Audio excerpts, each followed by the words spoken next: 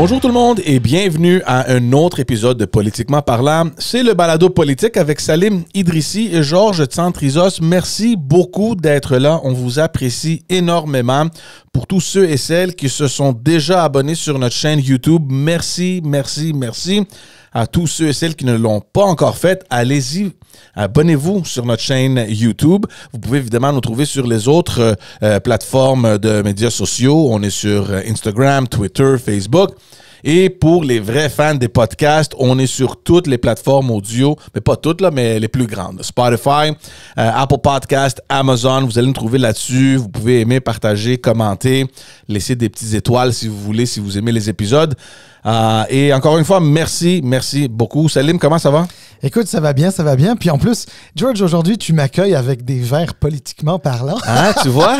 Not bad, hein? Hey, je trouve que tu donnes vraiment beaucoup.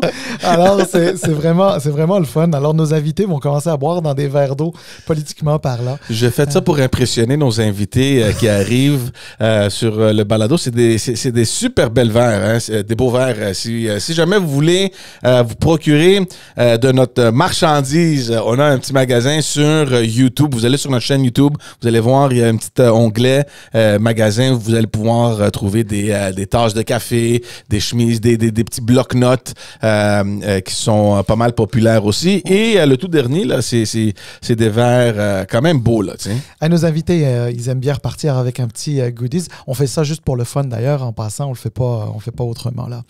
Fait que voilà. Mais non, sinon, tout va bien. C'était l'Halloween. Fait que oui, comment ça s'est passé? Bien. Écoute, regarde, moi, il y a toujours tout un débat sur l'Halloween, là. Est-ce que l'Halloween devrait avoir lieu vraiment le 31 octobre ou est-ce qu'il faut le faire la fin de semaine d'avant ou d'après? Ben, tu sais, c'est une soirée dans l'année où parfois ça tombe pendant la semaine. C'est pas méchant pour les enfants. Moi, je trouve que c'est un peu le fun. Ils sont un peu hype après avoir mangé quelques bonbons. Oui, un peu beaucoup. Mais puis en plus, ce qui est beau cette année, Salim, la température. Moi, j'ai jamais vécu l'Halloween à 25 degrés. Ben oui, il faisait chaud. Écoute, honnêtement, regarde, j'avais ma veste, là. Écoute, j'avais chaud. Puis, tu sais, mon petit garçon, à la fin, il transpirait, le pauvre, en dessous de son petit, déguisement. Fait que voilà. On va se lancer tout de suite sur les nouvelles parce qu'il y a encore une fois une semaine très occupée, plus au niveau provincial. On va se rendre, mais avant de se rendre au provincial, on va juste faire un petit demi-tour à Ottawa. Un petit suivi parce qu'on a couvert pas mal ce qui se passe à Ottawa depuis la saga avec Justin Trudeau, son caucus. Est-ce qu'il va rester en poste ou non? Est-ce que le gouvernement va tomber ou non? Le gros thème cette semaine, Salim, c'était le 29 octobre. 29 octobre, pour ceux qui se rappellent, c'était la fin de l'ultimatum du Bloc québécois. Il y avait deux demandes très particulières pour le gouvernement fédéral. Justin Trudeau, il n'a pas répondu favorablement à ces demandes-là. Donc, Yves-François Blanchet, le chef du Bloc québécois, bien sorti en conférence de presse dire, bon, nous, c'est la date limite qu'on a donnée. À partir d'aujourd'hui, on va commencer à discuter avec les partis de l'opposition pour voir comment on peut voter sur un vote de confiance en chambre. Donc, ce qui est intéressant maintenant, c'est que la balle est de retour au NPD. Et Jack Metzing a dit, on va pas voter en faveur, mais on ne votera pas contre non plus. Puis, écoute, moi, Jack Metzing, je le comprends pas. Et je vais te le dire, puis on va commencer la discussion là-dessus. Tu sors au mois de septembre, tu mets fin à cette attente que vous aviez avec le Parti libéral du Canada. Moins de 24 heures plus tard, on voit un Jack Metzing littéralement en mode campagne. Il fait des tournées, faites-moi confiance, je suis l'homme de la situation, c'est le NPD, blablabla. Moi, je pensais qu'on était en campagne, Salim. Là, le temps passe, parfait, le Bloc il sauve le gouvernement, il y a un ultimatum. Puis là, depuis, je sais pas qu'est-ce qui s'est passé, mais la balloune, là, la balloune du NPD, ça a l'air que ça s'est dégonflé très rapidement. Est-ce qu'ils savent où est-ce qu'ils sont? Est-ce qu'ils savent qu'est-ce qu'ils vont faire? J'ai pas l'impression qu'ils ont un plan. Ben, écoute, t'avais pas tort de penser que tu étais en élection parce qu'en réalité, nous l'étions. On l'était pas à l'échelle du Canada. C'était pas une élection générale. Mais il y avait 2 partielles à l'époque. Une au Manitoba, si ma mémoire est bonne, et une autre au Québec, à Montréal, à Aymar-Lasalle-Verdun, dans lequel le candidat du NPD a fait quand même un assez bon score, un score pas mal honorable. Et dans l'autre circonscription, manitobaine, dont je ne me souviens plus du nom, elle a été conservée par les néo-démocrates alors qu'ils auraient pu potentiellement la perdre. Donc oui, à cette époque-là, ils étaient en élection, ils espéraient faire un 2 sur 2, ils ont fait 1 sur 2 finalement, avec un score honorable au Québec. Donc oui, à ce moment-là, il fallait déchirer cette entente. En fait, une entente qu'on peut assimiler à un contrat de mariage. Ouais. ils ont déchiré le contrat de mariage, mais force est de constater, c'est qu'ils couchent de nouveau ensemble, même si le mariage ne va plus. C'est une petite image humoristique, bien sûr. Alors, ce que je veux dire par là, c'est que oui, t'as raison de dire que c'était quelque part électoral. La réalité, c'est que le NPD... de ce que je comprends, de ce que j'entends, de ce que je lis, puis aussi des petites rumeurs qui arrivent à droite, à gauche, le NPD n'a pas d'argent pour aller en élection, pas assez d'argent pour aller en élection. Écoute, même, on me raconte même qu'à la dernière élection, il arrivait au chef du NPD de rester dans une ville ou une province pendant 3-4 jours d'affilée parce qu'ils n'avaient pas assez d'argent pour reprendre l'avion, ouais. Etc. C'est donc...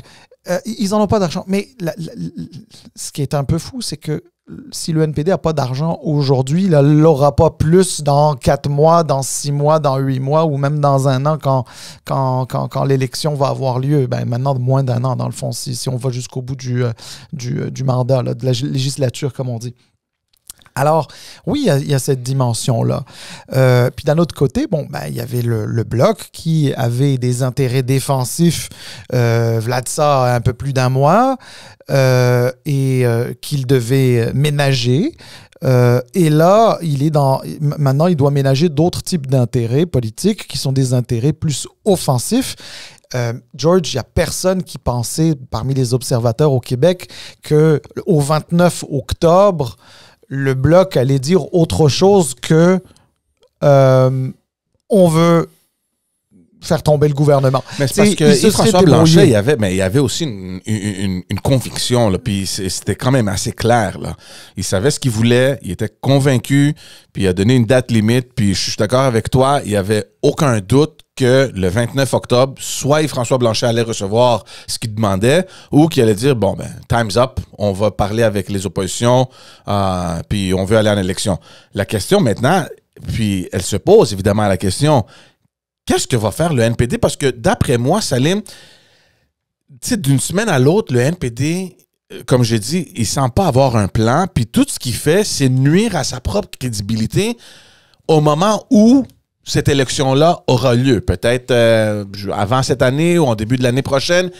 Comment est-ce que le NPD va aller regarder ses électeurs en plein visage et leur dire « ce gouvernement est pas bon » quand ils ne sont même pas prêts à assumer leurs responsabilités comme parti d'opposition et soit de leur faire tomber le gouvernement ou faire ce que le Bloc a fait. Nous, on veut ceci, cela, et ouais. Mais écoute, d'abord, c'est sûr que quand tu es dans la position du NPD, il y a un défi de cohérence énorme auquel tu fais face. Donc, je m'explique. C'est que pendant 3 ans, tu as signé une entente avec le gouvernement pour ne pas le faire tomber. Et donc, c'était systématique et le gouvernement a été en mesure de gouverner comme s'il était majoritaire sans l'être exactement. Donc, d'une certaine manière, ils vont prendre le crédit pour certaines choses qu'ils ont fait faire au gouvernement, mais ils vont aussi prendre le crédit qu'ils ne veulent pas avoir. C'est peut-être des coups qui soient moins bons ou les mauvais coups du gouvernement. Ils sont aussi imputables de ça. Ils ont donné leur appui. Maintenant, ce qui arrive au NPD quand je parle de cohérence, c'est que, bon, il y a un mois, il était prêt à faire tomber le gouvernement. Tu l'as dit. Là, ils ne veulent plus le faire tomber le gouvernement. Ils l'ont annoncé cette semaine en disant que ils n'allaient pas voter pour la motion des conservateurs et les conservateurs, le Parti conservateur du Canada et Pierre Poilievre qui seraient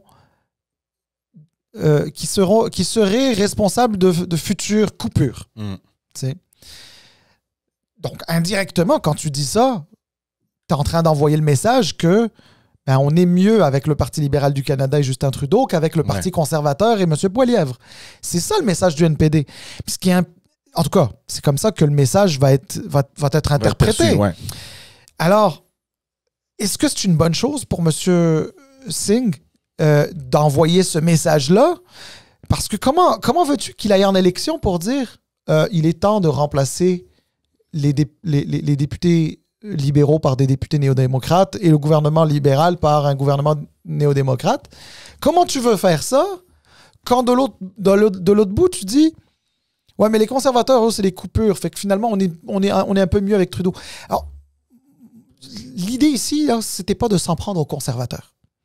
Ouais. L'idée ici, c'était de dire bon, ben voilà, moi, la raison pour laquelle je pense qu'il est mieux que les libéraux restent pour le moment.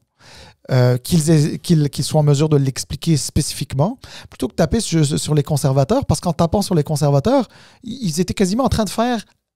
En fait, ils étaient quasiment en train de dire à leur électorat, vous êtes mieux de voter libéral. Et la raison pour laquelle je sais que c'est pas ça qu'ils ont dit, je le sais, mais l'électorat peut le percevoir comme ça. Pourquoi? Parce qu'il y a beaucoup de gens qui savent très bien que le NPD ne formera pas le prochain gouvernement. Ouais. Et donc, s'il y a des gens qui ont peur de potentielles coupures, vont juste se dire, ben là, moi, j'étais prêt à voter pour le NPD, mais le NPD ne fera pas le gouvernement. Fait que si je vote pour le NPD pour faire élire les conservateurs, je suis peut-être mieux de voter pour les libéraux. Mm-hmm. C'est ça qui va se passer. J'ai trouvé ça, en termes honnêtement, de stratégie de communication politique, j'ai trouvé ça un petit peu particulier. Je n'étais pas sûr. Puis la dernière fois, ils étaient en train de dire que c'était le Bloc qui sauvait le gouvernement. Mais là, c'est eux qui le font, après l'avoir fait pendant 3 ans. Ouais. Non, il y a certainement un problème de crédibilité qu'ils ont eu, d'après moi, pendant toute cette session-là. Puis ça va être très difficile pour Jagmeet Singh de se justifier une fois que les élections vont réellement avoir lieu. L'autre chose que je voulais dire, c'est parce que ça fait partie un peu de l'hypocrisie de la politique. Hein, parce que tu as Justin Trudeau qui a créé des déficits puis des dettes historiques au Canada. Et à l'aube d'une élection, ils sont dire ben les conservateurs, si on les met au pouvoir, ils vont couper, puis c'est le parti des coupures, puis on veut nos programmes. Le problème, c'est pas que les conservateurs vont couper. Le problème, c'est que grâce à tes politiques à toi, le Canadien moyen est beaucoup plus endetté aujourd'hui qu'il l'était en 2015 quand tu as été élu premier ministre. Donc, je trouve ça malheureux parce que et lui et Jagmeet Singh, c'est leur argument principal. On va couper, les conservateurs vont couper, ils vont couper. Puis je trouve ça plate parce que un gouvernement responsable, il est là pour gérer les finances publiques. Donc, si toi, tu t'es planté, puis on est dans je ne sais pas combien de milliards de dollars de déficit en ce moment, il va falloir avoir un gouvernement à un moment donné pour balancer les choses. Là. Ouais. Alors, écoute, moi, tu le sais, j'essaye toujours d'être dans la nuance et c'est l'avantage d'être sur un podcast parce qu'on a un peu plus de temps. Là. Tu sais, il y a des déficits historiques qui se sont faits au niveau fédéral, c'est une certitude. Mais tu sais, ça, c'est une partie de l'histoire. L'autre partie de l'histoire, c'est qu'il y a des déficits ou une partie de ces déficits qui étaient nécessaires. Puis là, je ne suis pas en train de défendre les déficits, puis je ne suis pas en train de défendre les politiciens fédéraux actuels. Je suis juste en train de dire qu'il y a des déficits qui parfois sont nécessaire, même lorsque tu es fiscalement conservateur, comme je pourrais l'être un peu. Fiscalement conservateur. Pas conservateur, mais fiscalement conservateur. Donc, tu sais, je veux dire, il y a de la dette au niveau fédéral qui, lorsqu'elle va dans des infrastructures qui sont bonnes pour des dizaines d'années ou qui répondent à des impératifs sociaux importants à court terme et que tu n'as pas le choix de le faire, tu n'as pas le choix de le faire. Maintenant, il y a une question, oui, de gestion des affaires courantes du gouvernement. Il y a une question de rigueur à avoir dans l'utilisation de ces fonds. Est-ce qu'il y a du gras possible? Est-ce qu'il y a des programmes qui peuvent être perçus comme des programmes de luxe lorsque tu es en déficit? C'est possible aussi. Mais attention, quand je dis de luxe au niveau canadien, pas au niveau des gens, parce que les gens qui sont aidés, notamment par l'assurance dentaire pour les aînés, etc., il y a des gens pour qui c'est important. On ne peut pas juste dire c'est luxueux. Mais voilà, c'est le genre de choses. Bon, maintenant, écoute, ça va être à ça que vont servir les élections. Les élections, oui, il y a des gens qui vont voter par fatigue. Ils vont peut-être vouloir voter conservateur parce qu'ils en ont marre de voter pour les libéraux. Puis le jour où ils en auront marre de voter conservateur, ils vont recommencer à voter rouge, comme c'est depuis très longtemps. Mais aussi des gens qui vont écouter en fonction de leur situation, en fonction de leur réalité, une réalité qui n'est pas toujours facile. Et pour certains, ils vont se dire, regarde, moi je suis mieux avec des leviers économiques qui me conviennent davantage, je suis mieux servi comme ça. Puis d'autres qui vont te dire, là, c'est parce que si le gouvernement devait sabrer ici et là, je vais peut-être avoir de la difficulté à joindre les deux bouts. Donc ça va être la beauté de l'exercice démocratique que sont des élections. Puis voilà, on va voir. En termes de son caucus, puis on va finir là-dessus parce qu'il y a d'autres choses, d'après moi, plus importantes à discuter au niveau provincial. On pensait la semaine passée que, il est sorti du bois, il est rentré dans ce caucus-là, il est sorti avec un gros sourire sur son visage.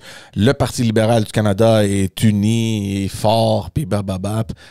Puis là, on entend encore des rumeurs au sujet de ces députés-là d'arrière-ban et de leur désir d'avoir un vote secret sur le leadership de Justin Trudeau. Je pense qu'il y a une pétition aussi au niveau du parti et les membres. Je ne sais pas qu'est-ce qui arrive avec ça, mais je l'ai lu quelque part qu'il y aurait une autre vague provenant du membership aussi.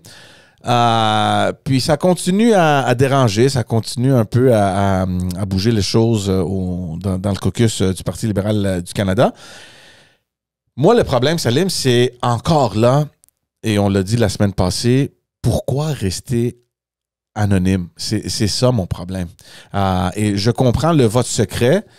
D'après moi, Justin Trudeau, il n'y a possiblement rien à s'inquiéter parce que la majorité de son caucus, ils vont sûrement voter en sa faveur. Peut-être le fait qu'il va avoir une trentaine ou peut-être 40 qui vont voter contre lui va avoir, dans la perception des choses, un effet négatif.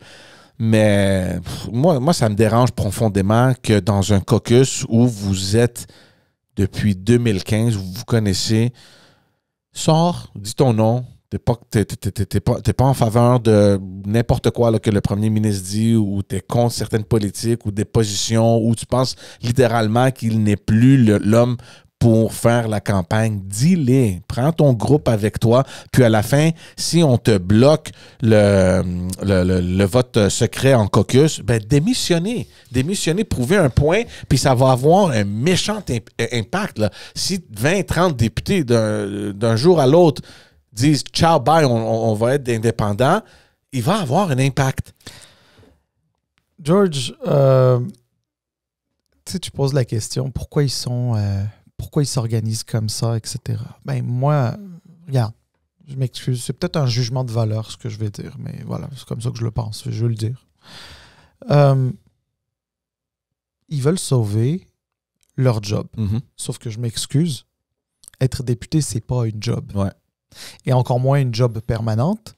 Et le siège que tu occupes au Parlement, c'est pas le tien. Exact. Donc, normalement, tu es là pour représenter les citoyens qui ont voté pour toi.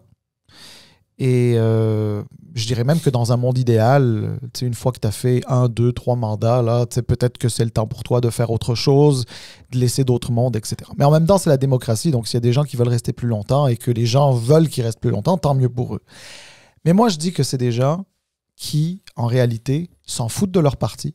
Ils savent probablement, comme beaucoup de Canadiens qui observent ça, que le gouvernement pourrait, ou le Parti libéral du Canada pourrait perdre le pouvoir. Mais eux autres, même si leur parti perdait le pouvoir, même si leur gouvernement tombait, ils veulent conserver leur circonscription. Et ils ont l'impression que si M. Trudeau restait, qu'ils perdaient à 100% leur circonscription, mais que s'il partait, il y avait peut-être 30-40% de chances qu'il la conserve. Et tant qu'à aller en élection, ils veulent y aller avec un 30-40% de chance et espérer que ça se passe bien pour eux.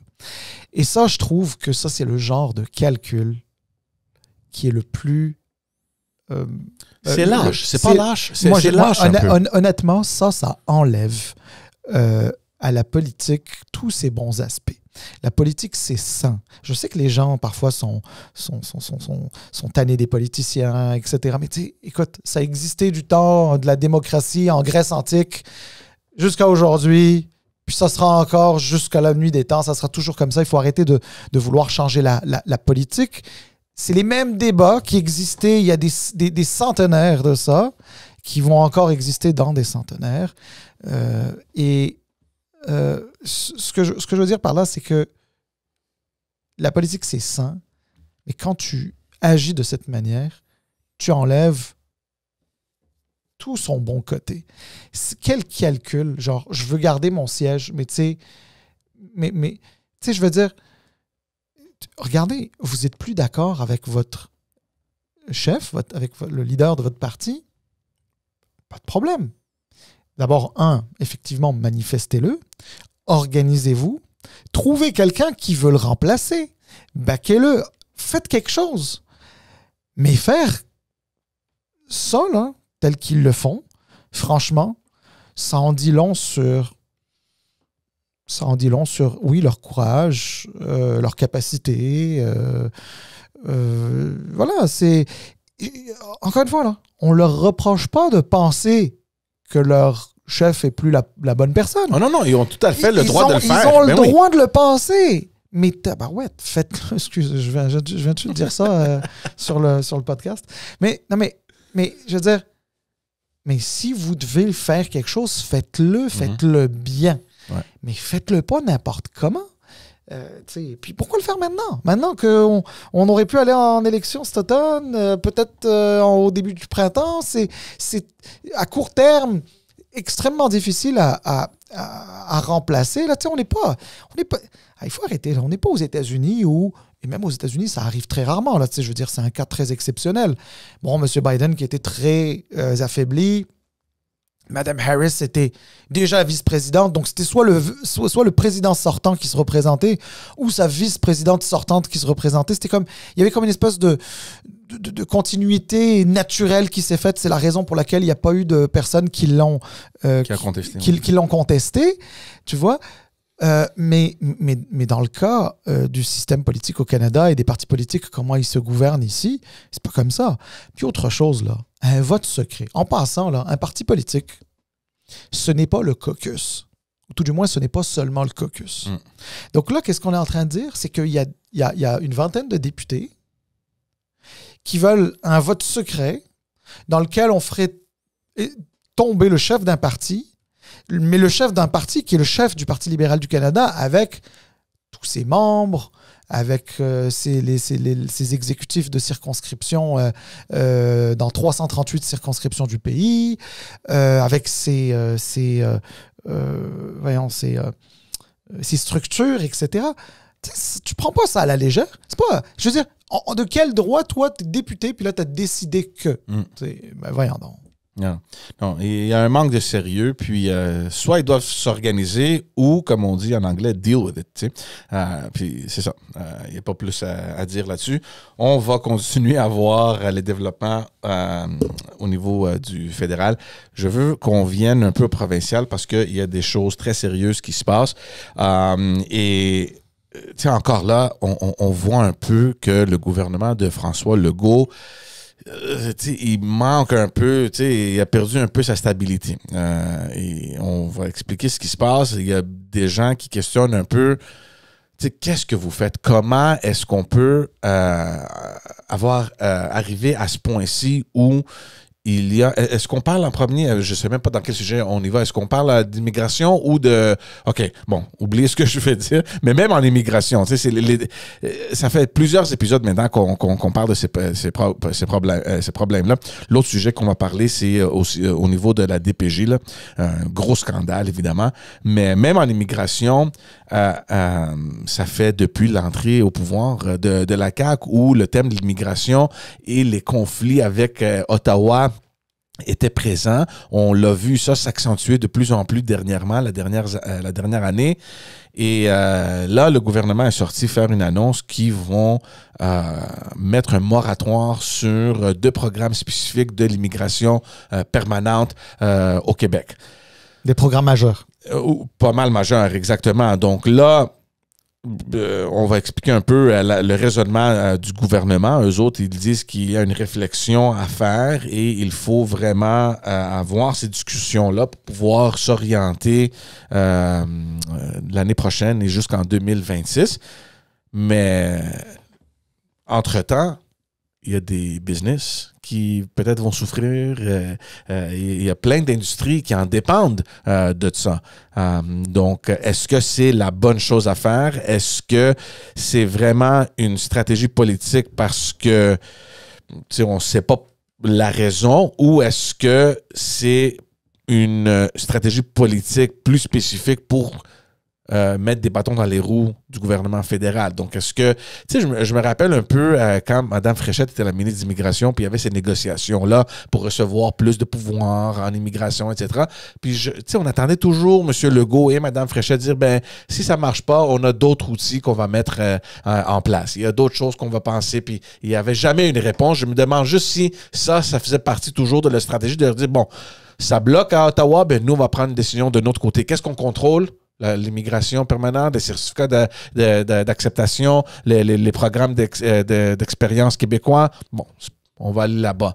Puis je ne sais pas s'ils ont vraiment pensé à ça parce qu'il va avoir des conséquences immédiates. Là. Écoute, le dossier de l'immigration, c'est dommage. Hein? C'est dommage que le dossier de l'immigration soit abordé de cette façon-là parce que la réalité, le problème, ce n'est pas l'immigration.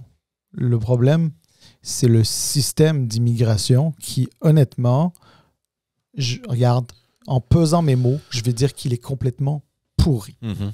Pourri. Pourri parce que, pas que ce soit difficile d'en mettre en place, là, que ce soit au fédéral ou au provincial, on est capable de mettre en place des programmes qui sont beaucoup plus complexes que ça et de les faire fonctionner. Je dis que ce sont des programmes, c'est un système d'immigration qui est complètement mal en point parce que on a tellement joué avec pour essayer de faire des gains politiques que d'une certaine manière, on a fait en sorte d'user le système et de ne pas être en mesure de le remplacer ou d'y apporter les changements structurels nécessaires pour que le système puisse fonctionner comme il faut. Tu fais bien de mentionner l'arrivée de M. Legault au pouvoir en 2018. Alors oui, M. Legault et la Coalition Avenir Québec se sont emparés du pouvoir essentiellement sur des questions identitaires. Est-ce que tu te rappelles du slogan de M. Legault en 2018? En prendre moins pour en prendre soin. Effectivement. Mais sais-tu quoi? Moi, je disais, il a pris le pouvoir sur des raisons identitaires. Les raisons identitaires, alors on l'a fait sur le dos de l'immigration, que l'immigration, c'était un danger à bien des égards. Évidemment, il n'y a rien de positif à l'immigration. Il n'y a que des dangers. Ouais. Moi, je l'ai jamais... D'ailleurs, je n'ai jamais entendu parler des côtés positifs de l'immigration. Admettons. C'est vrai, c'est toujours un problème. Il y a toujours un problème qui est associé à l'immigration au lieu de trouver qu'est-ce qu'il y a de bon causé par l'immigration. Voir ce qu'il y a de bon, parce qu'il y a quand même du bon, parce que s'il n'y avait pas de bon, il n'y en aurait probablement juste pas, ni ici ni ailleurs d'ailleurs. Mais attention, je ne suis pas en train de dire qu'il n'y a pas des enjeux liés à l'immigration. C'est pas ça, c'est pas mon propos. C'est juste que lorsqu'un politicien est jamais capable de dire quelque chose de bien sur l'immigration, mais qu'il n'y voit que du mal, à un moment donné, chasse le naturel, il revient au galop. Quand tu grattes un peu, tu te poses des questions. Et là, j'irai même pas sur des histoires de racisme ou des choses comme ça, les grands mots, là, puis c'est pas ça. C'est juste que quand tu utilises l'immigration à des fins politiques, tu essayes de chercher le côté le plus primaire chez l'être humain. Et ça, c'est pas bon parce que ça divise. Alors, excuse-moi, j'ai fait une longue introduction là-dessus parce que le ton employé quand on parle d'immigration et l'angle qu'on emploie et qu'on utilise lorsqu'on parle d'immigration, honnêtement, il n'est pas le bon. Là, maintenant, plus spécifiquement sur l'enjeu. Oui, M. Legault avait dit on va en prendre moins pour en prendre soin. Il avait même dit qu'il allait recevoir les immigrants de manière temporaire, puis ceux qui n'allaient pas réussir leur test de français et autres tests, qu'il allait les renvoyer dans leur pays. Bon, en tout cas, c'était pas dit comme ça, mais c'est comme ça qu'on le comprenait, c'est-à-dire qu'ils n'allaient pas recevoir de certificat de sélection. Donc, dans le fond, au meilleur des cas, ils allaient aller ailleurs au Canada, mais il n'était pas question qu'ils restent ici. Là, on se retrouve avec un nombre incalculable de résidents temporaires qu'on calcule 2 et 3 fois, soit dit en passant, parce qu'il y a des spécialistes là-dedans qui ont même fait qui ont eu même des échanges gouvernementaux à ce sujet. J'ai vu ça à la télé récemment, qui disait que parfois, une même personne avait un permis d'études, un permis de travail, puis parfois, entre les deux, avait eu une espèce de permis de travail pour faire un stage, etc. Puis là, ils étaient comptabilisés 3 fois. Donc, on n'en a peut-être pas 600 000, puis ils ne sont pas tous sur le sol, parce qu'il y en a d'autres qui sont partis, mais ils sont encore comptabilisés. Il y en a d'autres qui sont rendus permanents, mais ils sont encore comptabilisés. C'est encourageant d'avoir un système qu'on ne peut même pas savoir. Excuse-moi, le mot qui me vient à l'esprit, c'est bordel. Ouais. C'est un véritable bordel. L'immigration, là, c'est un véritable bordel. Alors là, maintenant, à cause, évidemment, de tout ce qu'on dit, puis bizarrement, en passant, tout est à cause de l'immigration en ce moment. Si on ne fait pas assez d'enfants au Québec, c'est parce qu'il y a trop d'immigrants qui prennent des logements. S'il y a une crise du logement, c'est à cause des immigrants. Tu sais, la crise du logement qui va jusqu'en Gaspésie, etc., là, forcément, c'est des immigrants. C'est bien connu, la Gaspésie, il n'y a que des immigrants là-bas. Évidemment, je suis ironique pour ceux qui ne l'auront pas compris. Puis, tout est... Alors, OK, d'accord, respirons par le nez. Est-ce qu'il est vrai, puis ça, je l'ai déjà dit plusieurs fois sur ce podcast, en début d'année notamment, est-ce que le fait de recevoir du monde, ça peut mettre de la pression sur les services publics? Oui, ça peut. Ça a même de la pression. Et oui, est-ce qu'il faut que cette immigration soit ordonnée pour pas faire chavirer la chaloupe ou le bateau ou le navire, peu importe, là, faire couler le bateau? Absolument, absolument. Puis, sais-tu quoi? Est-ce que c'est possible de dire on va réduire un petit peu le nombre d'arrivées, le temps qu'on remette nos affaires en place, puis qu'on recommence à en recevoir de manière ordonnée? Oui, c'est possible. C'est pas tout est faisable. Le problème, c'est pas dans le est-ce que c'est faisable? Le problème, c'est comment c'est vendu aux gens et l'impact social que ça a. Tu sais, des gens qui disent, ben là, ça vole nos jobs, ça vole nos ménages, ça vole ceci, on peut plus. Hey, s'il y a des... l'attente dans les urgences, c'est rendu ça. Tu sais, les attentes dans les urgences, ça fait 25 ans qu'on en parle. Tu sais, je veux dire, c'est pas à cause de l'immigration.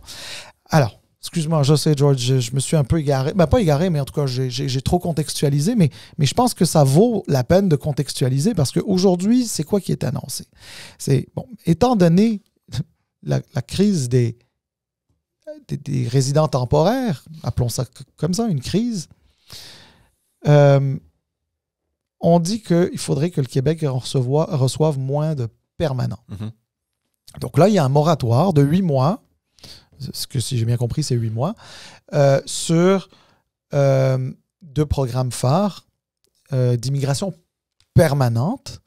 Donc, en fait, c'est l'immigration économique, dans le fond, parce que c'est le programme des travailleurs qualifiés, c'est le programme principal pour immigrer au Québec, et le programme de l'expérience québécoise qui, lui, permettait à des résidents temporaires, comme des étudiants internationaux ou des travailleurs temporaires, à la fin de leur permis de travail ou à la fin de leur permis d'études, de devenir des permanents.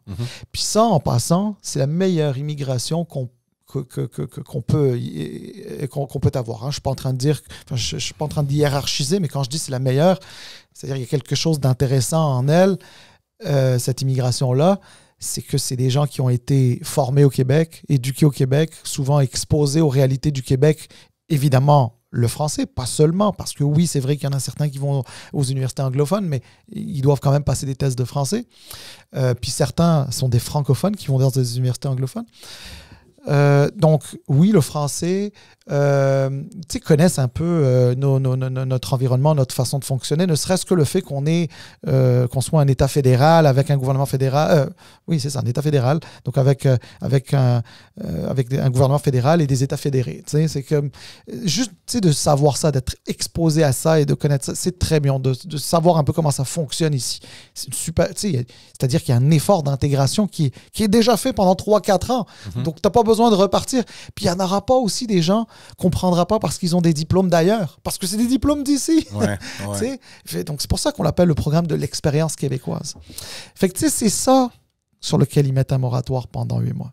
Et juste pour compléter un peu sur ce que tu disais avec le programme d'expérience québécoise, ça donne l'impression d'être dans une machine bien huilée qui contribue à une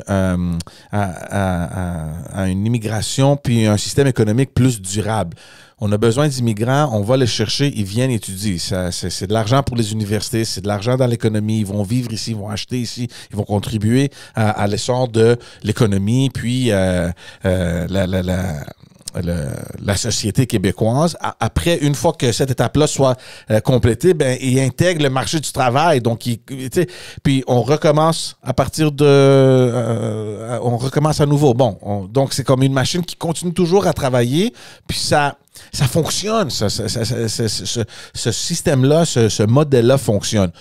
Je sais pas c'est quoi le plan et je sais pas pourquoi ils ont choisi l'immigration permanente au lieu de temporaire. C'est quoi les arguments? C'est encore pas clair. On a le conseil du patronat qui est sorti contre. Ce matin, je sais qu'il y avait la porte-parole du secteur manufacturier et des exportateurs qui est sorti contre ça. Moi, je prévois qu'il y a d'autres industries qui vont commencer à faire leur voix un peu publique, mais je sais pas c'est quoi les conséquences en termes de nombre, de chiffres. Ouais. Mais en passant, et encore une fois, là, au risque de me répéter, de réduire temporairement l'immigration n'est pas là n'est pas l'enjeu. L'enjeu, c'est de ne pas le faire de manière idéologique, je sais pas. Tu sais, quand tu me dis que ce soit le patronat ou les manufacturiers exportateurs, etc., qui se lèvent pour dire que c'est pas une bonne idée, les gens d'affaires, le monde économique, etc., mais parce que c'est parce que ce sont des programmes économiques, ceux-là. Tu sais, notamment le programme principal, qui est celui de travailleurs qualifiés. Écoute, c'est un système de points.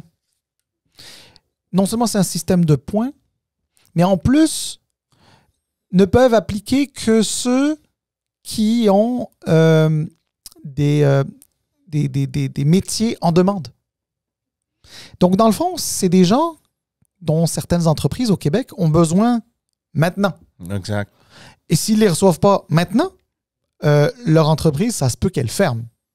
Et en fermant, elle met au chômage des Québécois qui sont déjà ici, de toute origine, bien sûr, mais je veux dire, tu comprends ce que je veux dire? Fait que, il y a un besoin. Il y a un besoin. La question, c'est est-ce qu'on peut le faire de manière ordonnée? Si on le faisait de manière ordonnée, ça aurait un impact bien moindre que de le faire de manière désordonnée. Et en ce moment, j'ai comme l'impression que c'est complètement désordonné. Est-ce qu'il y a des éléments qu'on peut améliorer dans le système? Ben, absolument, mais ça fait des années qu'on devrait le faire. Mais là, l'immigration, finalement, la manière dont on l'a gérée, là, c'est comme on monte l'immigration, faudrait-tu la baisser? On la baisse pas, on en prend moins pour en prendre soin. Non, mais OK, est-ce qu'on peut juste, tu sais, genre, avoir un système ordonné où on sait pourquoi on amène des gens d'ailleurs pour venir bâtir le Québec d'aujourd'hui et de demain, avec le reste de la population qui est déjà établie, bien sûr, et de faire en sorte que ce ne soit pas le bordel que c'est en ce moment. Ce qui est intéressant, c'est que cette décision du gouvernement Legault est venue juste quelques jours après l'annonce du Parti québécois de leur plan en immigration. Je ne l'ai pas lu, donc peut-être que je vais avoir tort sur ce que je vais dire, mais à ma lecture, je pense que le plan du PQ était beaucoup plus orienté vers les travailleurs temporaires et non permanents. Donc, c'est juste la nuance entre les deux propositions, parce que le gouvernement de M. Legault, ils vont s'attaquer à une section de l'immigration que le Québec contrôle entièrement. Donc, si tu le contrôles, pourquoi ne pas le garder parce que ça fonctionne et ne pas t'attaquer à un autre élément de ton immigration? Évidemment, là rentre le problème avec le fédéral qui contrôle tous les demandeurs d'asile, puis les réfugiés, puis une grande partie des temporaires. Et peut-être à cause de ça, ils ont dit, regarde, la porte est fermée là-bas, donc nous, on va les contrôler, on va contrebalancer ça avec l'autre. Le problème, c'est que l'autre, ça va t'affecter économiquement. Et je ne sais pas si tu as eu le temps de voir le programme du PQ, mais... Non, mais effectivement, j'avais cru comprendre effectivement qu'ils voulaient s'attaquer au nombre de temporaires, de travailleurs étrangers temporaires. Écoute, je veux pas m'improviser. On fait du commentaire, hein, on parle de ça sans être nécessairement des spécialistes de la question, là, mais... Je veux dire, le temporaire, ce qu'il y avait d'intéressant dedans, c'est qu'il y avait des gens temporaires qui pouvaient devenir permanents là-dedans. Ce qui arrive là-dedans maintenant, c'est que les programmes temporaires sont souvent utilisés pour devenir permanents. Et c'est vrai que d'une certaine manière, un programme comme le programme de l'expérience québécoise est un programme qui est un peu victime de son succès. Parce que c'est un très bon programme. C'est un très bon programme. C'est des gens qui sont, comme ce que je l'ai dit tout à l'heure, formés ici. Et attention, là, ils ne coûtent pas $1 au Québec en termes de formation parce que c'est des étudiants internationaux qui payent leurs propres études. Et en plus, les payent cher parce qu'ils ne sont pas, eux autres, subventionnés par le gouvernement. Alors, il y a ça qui est intéressant. L'autre chose qui est intéressante, c'est que dans les travailleurs qualifiés temporaires... non, excuse-moi, j'ai dit les travailleurs qualifiés, ça c'est l'autre programme. Dans les travailleurs temporaires, tu sais, il y en a certains qui viennent pour répondre à des besoins très spécifiques, tu sais, notamment intelligence artificielle. Ouais. Mais attention, pas juste là-dedans, mais aussi dans l'agriculture maraîchère, etc. Tu sais.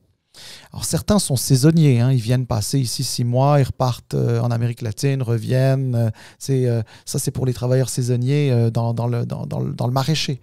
Mais tu sais, dans le manufacturier, dans l'intelligence artificielle, dans le médical, dans les batteries électriques, tu sais, on parle de filière batterie beaucoup.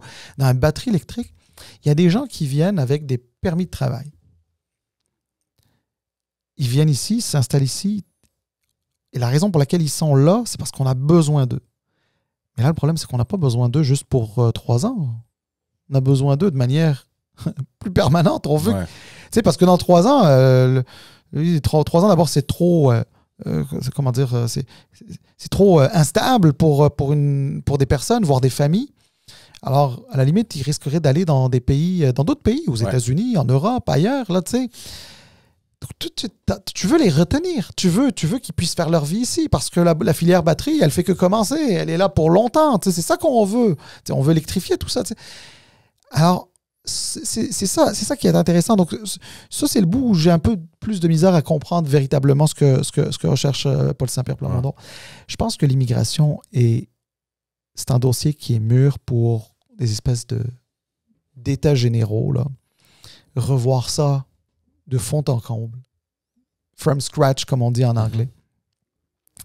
Avec le fédéral aussi, parce qu'il ne faut pas oublier que le fédéral et le provincial, au niveau du Québec, ont besoin de travailler ensemble parce que la sélection est faite par le Québec, mais c'est le Canada qui délivre des visas d'immigrants. Et je pense qu'il faut revoir ça complètement, mais vraiment from scratch. Honnêtement, il n'y a pas d'issue. Puis il faudrait essayer de mettre de côté un petit peu la politique. Tu sais, la politique dans le sens, mais là, il y a plus d'immigrants, c'est pas de migrants. C'est-tu bon, c'est pas bon. C'est à cause du français. Tu sais, là, on te dit, on en reçoit tellement qu'il n'y a pas de cours de francisation. Là, regarde, il y a le fédéral j'ai lu dans la presse canadienne qu'au fédéral, il dit, ben là, comment ça que le Québec n'a pas assez de classes de francisation? On a apparemment, l'année passée, le fédéral aurait envoyé quelque chose comme 775 millions. 775 millions, c'est plus que 3/4 de milliards de dollars pour la francisation, alors que le budget total du ministère de l'Immigration, de la Francisation et de l'Intégration était à peine de, je sais pas moi, 450 millions ou 500 millions. Fait qu'il y a, au total. Fait que donc, ça veut dire qu'il y a de l'argent qui n'est pas utilisé là-dedans, là, ou d'en faire de même. Enfin bref, je connais pas leur poutine, là, mais tu sais, c'est...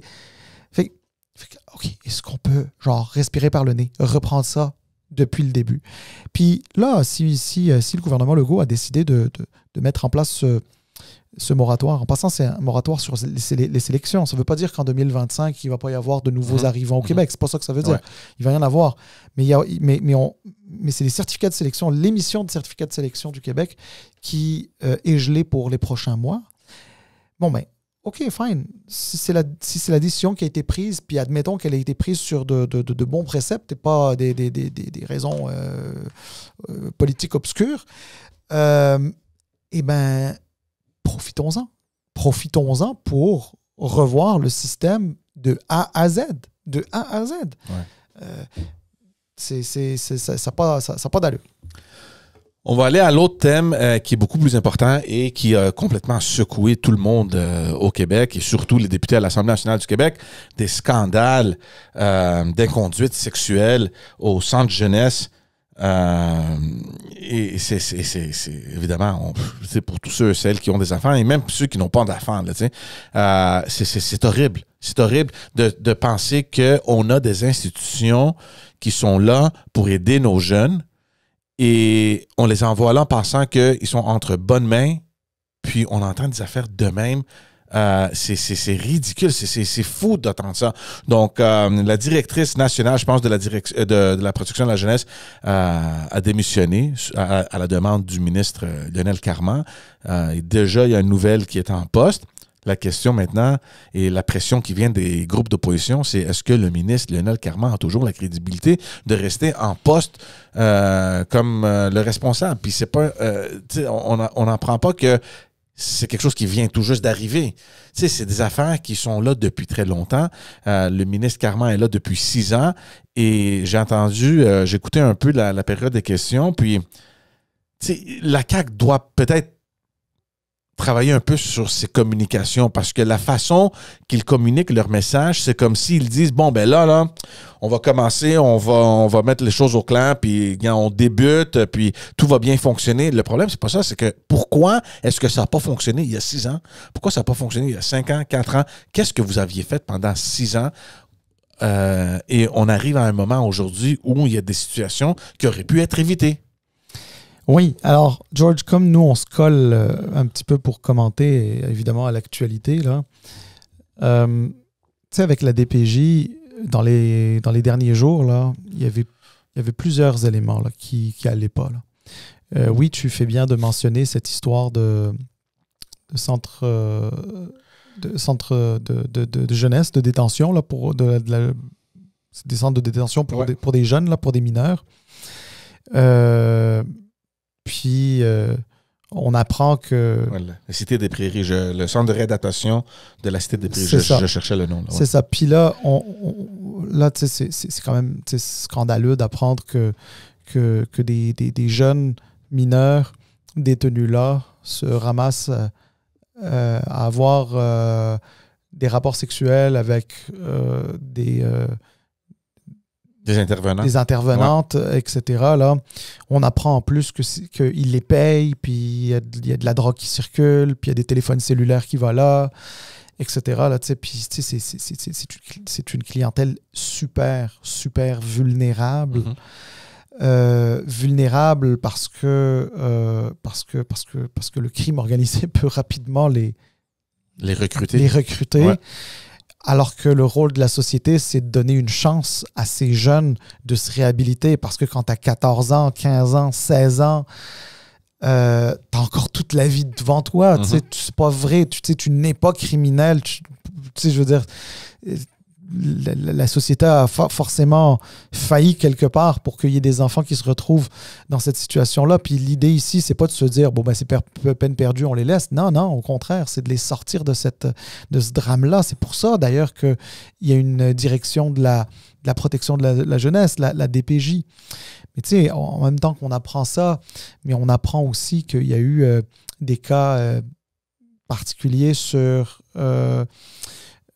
comment ont été gérés les triplés, tu penses? Oui, il y a l'histoire des triplés, ça c'est en Estrie, mais ça avait commencé déjà au centre du Québec sur comment sont gérés les placements dans les familles d'accueil, les adoptions, etc., puis les déchirements, puis les affaires inhumaines qui se font et qui n'ont pas de sens, qui se font, et puis par la suite, une fois que, bien sûr, tout le monde est au courant, etc., on dit « ça aurait pas dû se passer comme ça ». Ben oui, mais ça s'est passé comme ça. Et combien de fois ça s'est passé, puis on le sait pas. Mais c'est pas juste ça, Salim, c'est qu'on a déjà joué dans ce scénario-là, et je veux pas pointer le doigt, mais c'était sous le gouvernement de M. Legault, où il y a eu la fillette de Granby. Il y a eu toute une commission qui a été faite. Il y a eu un rapport de Madame Laurent, Régine Laurent. De Régine Laurent, qui a établi un step-by-step. Qu'est-ce qu'on doit faire?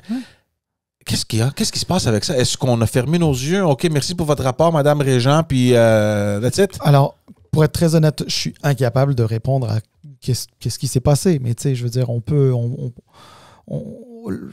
je sais pas. Je pourrais pas te dire qu'est-ce qui s'est passé, mais chose est certaine, c'est que tu sais, tantôt on disait que c'était un véritable bordel l'immigration, là. Ça, la DPJ, c'est tout un ménage qu'il va falloir faire. Là. Tout un ménage. Et tu amènes une bonne question, Salim. Oui, on fait le ménage. Comment on fait le ménage quand on sait déjà que l'agence a des problèmes à trouver des intervenants? On a du trouble à aller chercher des gens qui sont intéressés à faire ce travail-là, qui en passant, c'est pas un travail qui est facile. De gérer ce type de situation-là, c'est pas facile. Et on apprend qu'il y a des gens qui n'ont même pas fini leur formation, qu'on les met déjà à gérer des dossiers. C'est n'importe quoi. Et la question que moi j'avais, tu sais, par réflexe, tu dis, envoyez tout le monde chez eux, on repart à zéro, puis on s'assure que les choses sont bien faites. Et là, tu te poses la question, OK, mais qui? Tu vas trouver qui quand tu sais déjà qu'on a un problème ici, aller chercher des bonnes personnes qui sont qualifiées en plus de pouvoir faire ce travail-là. Déjà, il y avait un grand manque dans les DPJ puis tout ça. On le savait déjà. Donc, je ne sais pas comment qu'on règle un problème comme ça, mais... Regarde, faire le ménage, ça ne veut pas dire que tu le fais avec le bâton. Tu peux le faire avec la carotte aussi, dans le sens que, moi, je connais pas la réalité de l'organisation, fait que je veux pas commencer à dire il faudrait faire ci, il faudrait faire ça. Je parlerai sans savoir de quoi je parle, Mais moi, quand je dis faut faire le ménage, c'est que, c'est sûr que d'abord, il y a des choses à colmater là, quand tu es sur une barque puis qu'il y a un trou dans la barque, tu te dis pas, ben non, c'est juste un petit trou, là, je vais avancer, là, parce que le petit trou peut s'agrandir, ou alors il y a assez d'eau qui va rentrer, puis tu vas chavirer. Tu veux pas de ça. Puis tu peux pas faire ça, encore moins avec la DPJ. Puisque notre podcast s'appelle Politiquement parlant, on va essayer d'aller plus sur le côté politique de la chose, parce que sur le côté plus technique de la chose, honnêtement, j'ai zéro connaissance spécifique. Mais tu sais, politiquement, tu es un gouvernement. Faut que tu sois en mode action.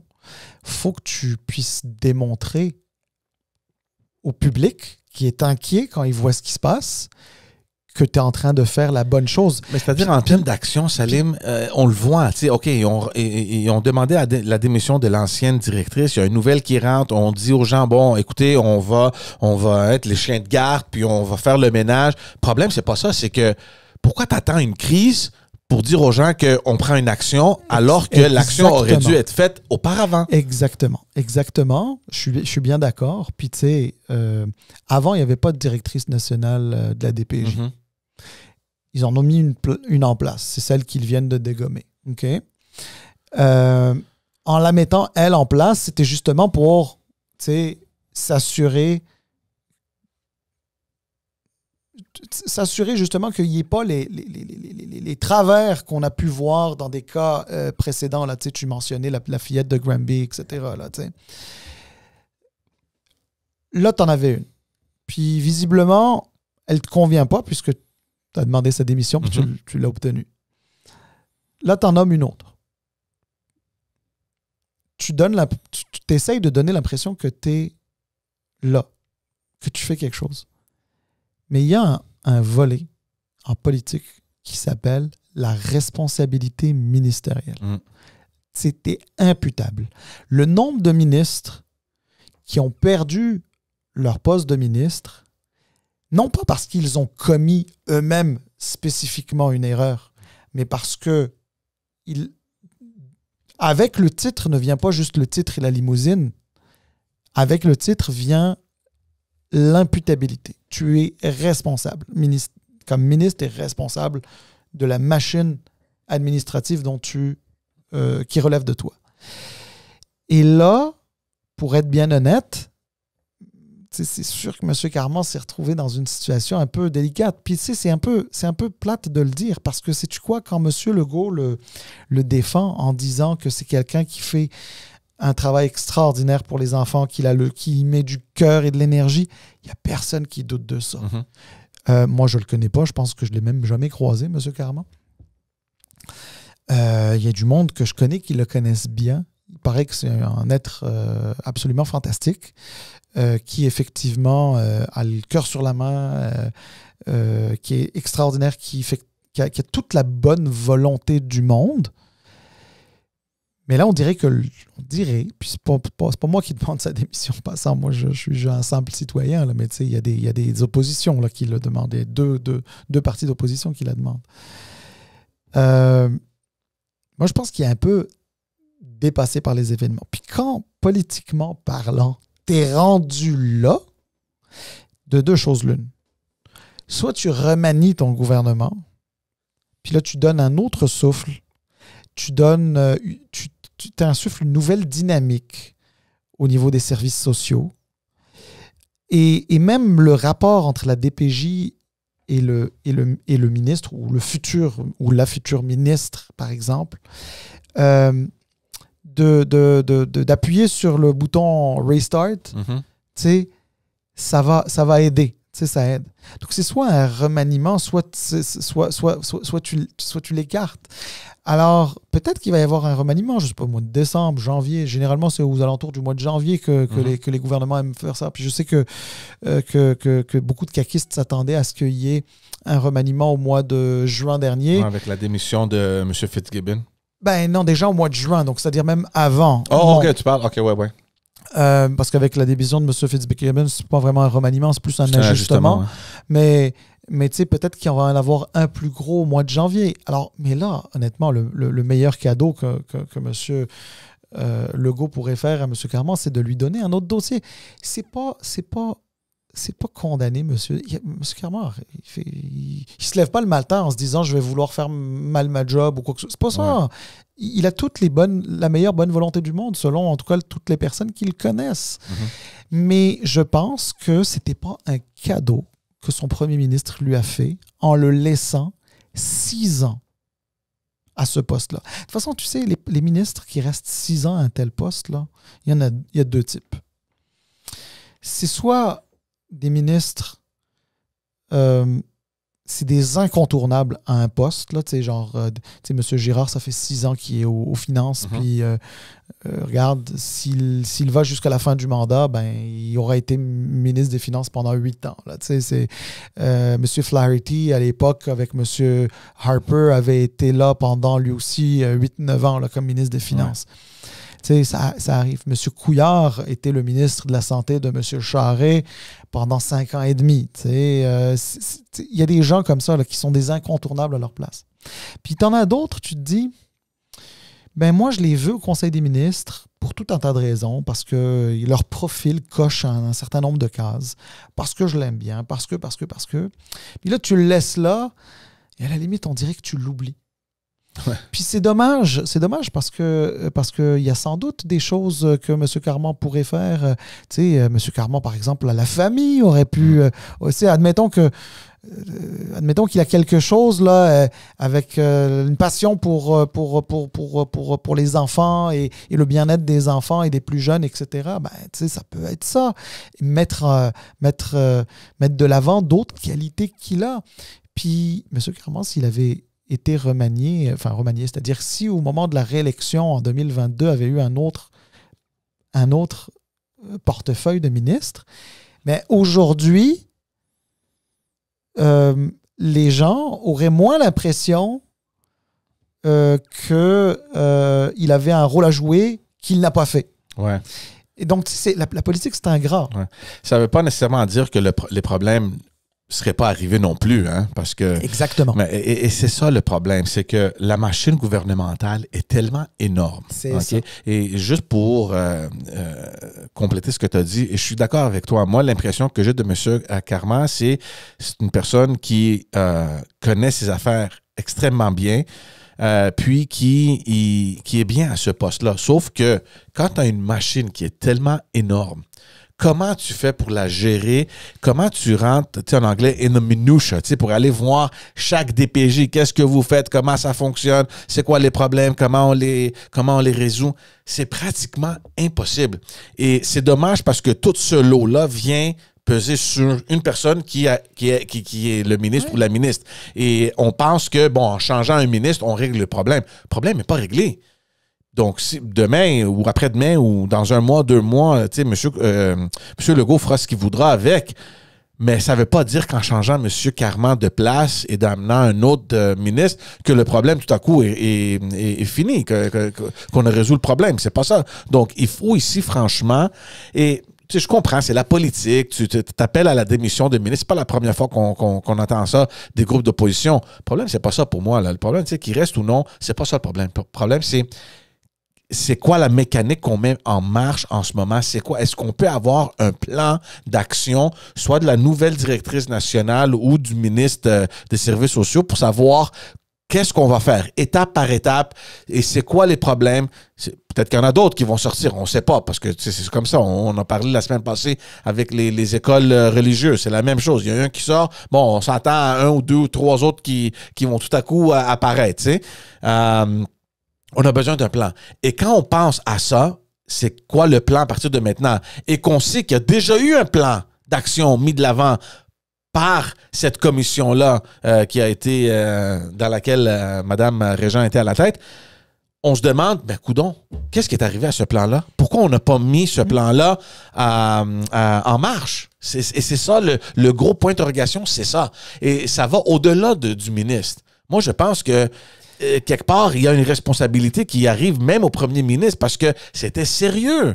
La commission Régent, Laurent, je veux dire, c'était une affaire sérieuse qui s'est passée au Québec. Et une fois que le rapport était sorti, on était tous un peu calmés par le fait que, bon, c'est une personne crédible, on la connaît, Mme Laurent. Tous les partis au Québec, à l'Assemblée nationale, ils ont reçu ce rapport-là favorablement. Pourquoi on l'a pas mis en marche? Ben, regarde, pour être honnête, je ne sais pas si il doit forcément y avoir des éléments qui ont été mis en place. Je n'en doute pas. Puis la bonne nouvelle, c'est que la nouvelle directrice nationale de la DPJ était dans la commission Laurent. Ouais, donc c'est sûr que elle va écoute, elle va sans doute apporter des éléments supplémentaires. En tout cas, on peut l'espérer. Moi, tu sais, je reviens toujours sur l'aspect politique de la chose.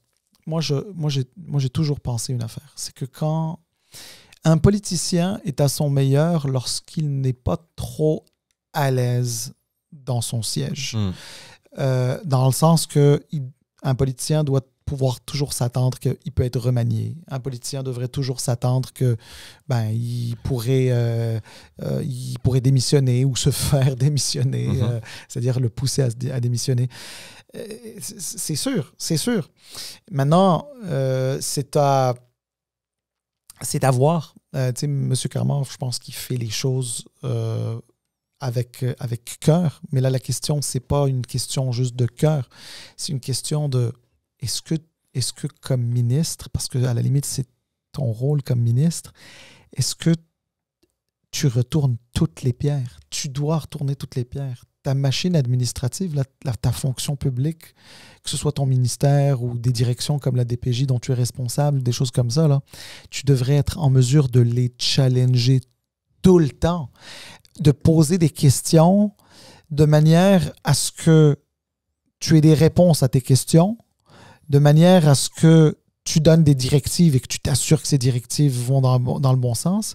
Et aussi, excuse-moi l'anglicisme, tu les squeezes tellement que même ce que tu n'as pas vu, tu peux le voir. Puis moi, honnêtement, je suis un peu fatigué des politiciens, et là, je vise personne, là, mais de manière générale, tout parti confondu, etc.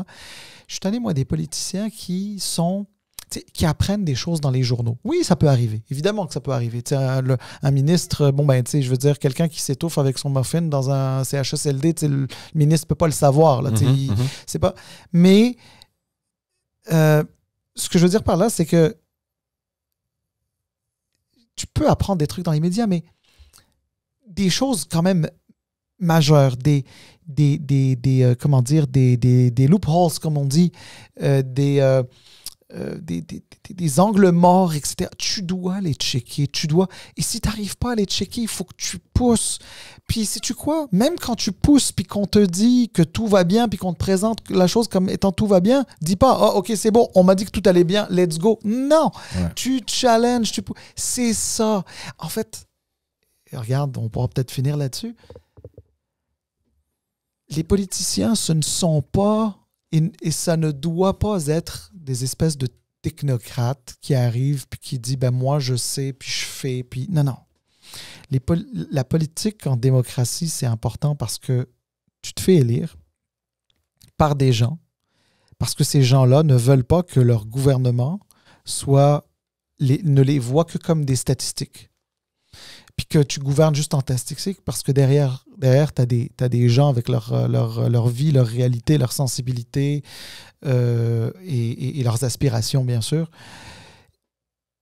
Et donc, le politique doit s'assurer que cette machine-là, elle soit bien vivante, mais elle soit... c'est-à-dire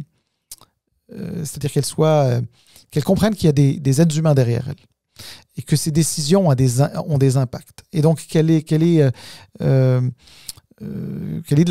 espèce de... J'allais dire de la sensibilité, mais c'est pas ça, mais le mot m'échappe, excuse-moi, mais en tout cas, le sens est là. C'est-à-dire, tu dois orienter la machine. Et c'est le bout que j'ai... Enfin, en tout cas, c'est le bout que j'ai l'impression que quand tu restes trop longtemps dans un ministère, c'est un bout que tu perds. Ouais, exact.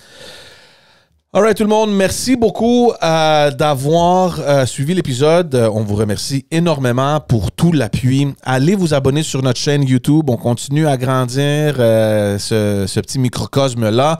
Allez nous trouver sur les réseaux sociaux. Abonnez-vous sur les plateformes audio, que ce soit Apple Podcast, Amazon ou Spotify. Et oui, allez visiter notre magasin. S'il y a quelque chose que vous aimez, aidez-nous à acheter. Puis, c'est de la bonne qualité. Et honnêtement, on a réduit les prix, franchement, au strict minimum là, pour vous permettre de vous en procurer si jamais vous les aimez. Merci beaucoup tout le monde. Et on se voit la semaine prochaine avec un tout nouvel épisode. Ciao!